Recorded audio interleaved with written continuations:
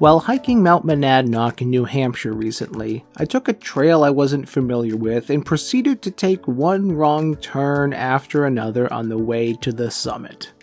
The problem was that the trail wasn't marked very well and every direction in the woods looked like a viable path to the top, until I'd go down a ways and realize it was impassable.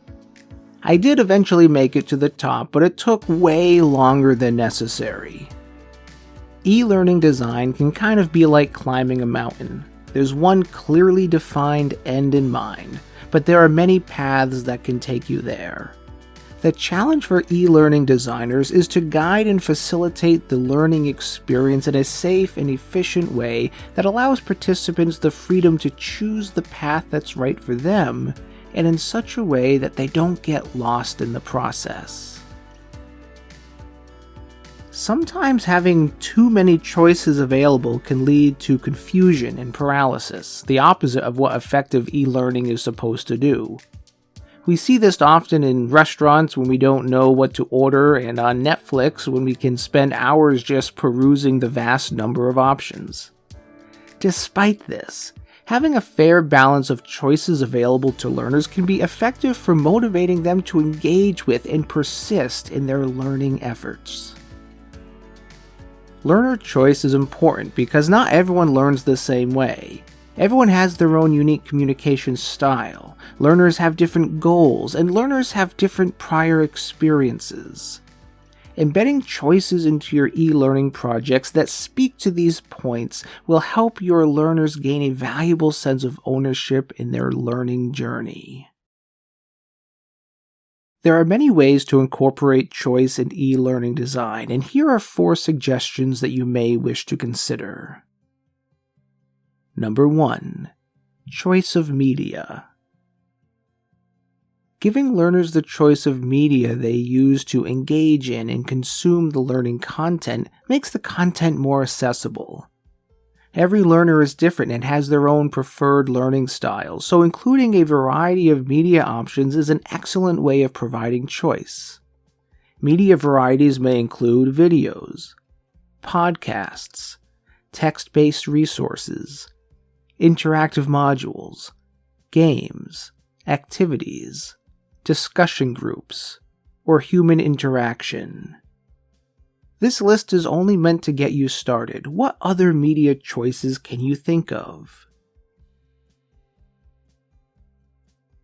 Number 2. Choice of assessment. An important element of learning is providing space for participants to demonstrate what they've learned. So giving learners choices for how they prove what they know is a great way to offer more freedom in an instructional program. Options may include multiple choice assessments, open response surveys, formal papers, multimedia presentations, role-playing scenarios, internships, or interviews.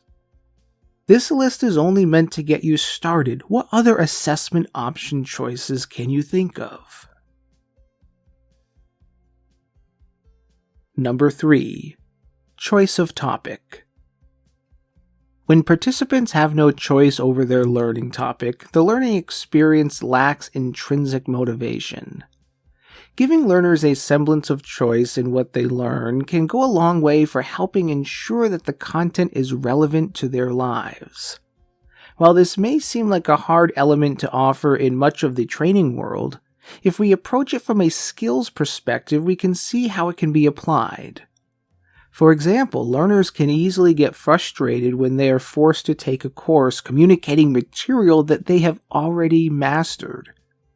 By allowing learners the option to test out of courses so they can start with content relevant to their current goals and skills, you can effectively incorporate choice into their learning experience. Number 4. Choice of content. Giving learners a choice of the content in an e-learning program is perhaps the hardest of them all, because most, and perhaps even all, of the learning is done individually and asynchronously. That said, there are 3 ways that this can be approached to give learners more choice over the content in e-learning design. During the intake process for each student, conduct a formal analysis of their specific needs and learning goals, and then design the content around what's most relevant to their choices. A lot of work will be involved here, so it's likely not very sustainable. Another option is to embed hyperlinks into the modules of the e-course, allowing the learners to explore their own path through topics that interest them, and yet that are guided and supportive of the overall objective of the course. While this takes time to build, once it is built, it becomes a sustainable program that learners can engage in with little need for outside support. And lastly, a much easier and more sustainable option is to have learners create their own content by designing the course as a research project.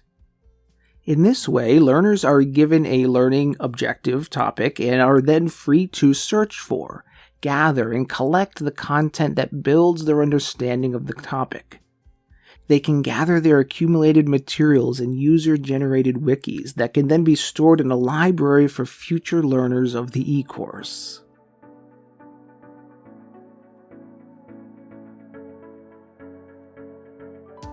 How will you give your learners more choice in your e-course projects?